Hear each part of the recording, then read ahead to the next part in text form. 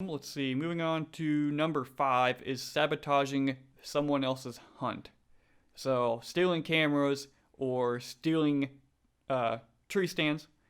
But I think you could also put in walking by you at 9 o'clock in the morning as sabotaging someone's hunt outside of the stealing cameras thing. Yeah, being courteous, it kind of falls into there. Kind of falls into all of them, but being courteous, like if you're gonna go scouting during the season, in-season scouting, which is important, we've done it. Don't do it at 8:30 in the morning when you know people are still hunting. Like, do it at noon. If ours are so small, public lands here, we can drive past the parking area, and if we don't see any cars that in, we know we're good to go. So it's like, don't try to be courteous. If you know somebody's in there, don't be walking in at 9 o'clock to do it. Do it in the middle of the day.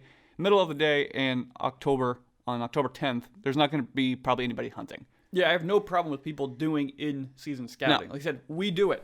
If they bump a buck, he's probably going to be back, or we'll find him somewhere else. Yeah, it's not even about the in-season scouting. It's about doing it underneath me while I'm hunting. It's the what time they're doing it. And this year for you, they didn't decide to do it until August 28th through November 15th, like the best times of year. That's when everybody wanted to do their in-season scouting at 8 o'clock in the morning. Yeah, I hunted that same property back by the high wall 3 times in a row, and every time somebody walked underneath me.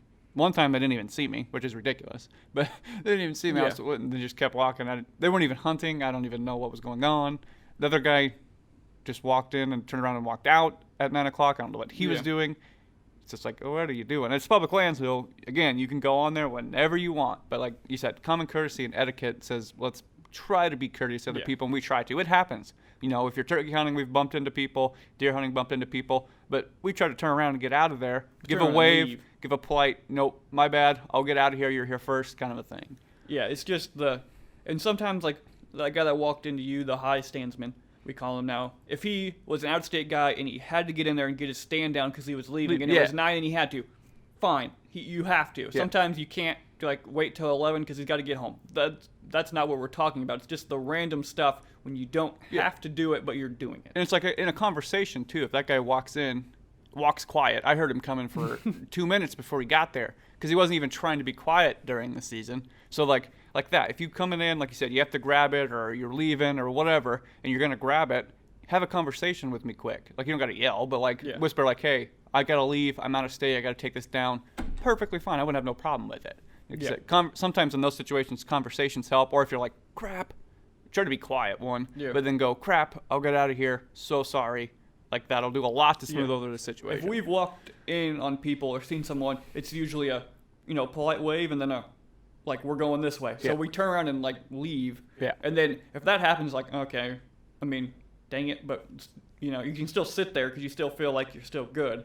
But like you said, just doing it at the appropriate times. Like if we're gonna do in-season scouting, we won't go if we see a truck parked there, or we have any reason to believe if there is a truck parked there and it's like a huge property and we for some reason believe he's not on the side we're going to, then we'll go in. But otherwise, if I don't want to ruin someone's hunt because I know how much it sucks to do it. That's why we don't do the in-season scouting unless we know there's nobody else there. We're not gonna just walk in on somebody. And we don't do it at 9. It's a safe bet to say at noon pretty much every month, but November you're probably good to go.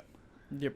So and even then, even if it's noon on October 15th and somebody's hunting, if they haven't seen anything by noon, they're probably not gonna for a little while.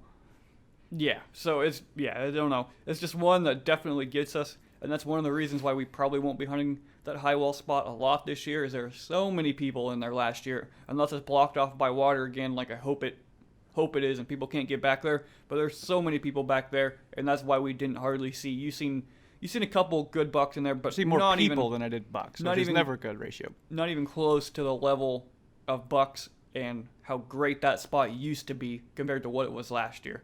So that's obviously, you can tell by how much we talked about it. That's the one that gets us the most, that we definitely despise other public land hunters for.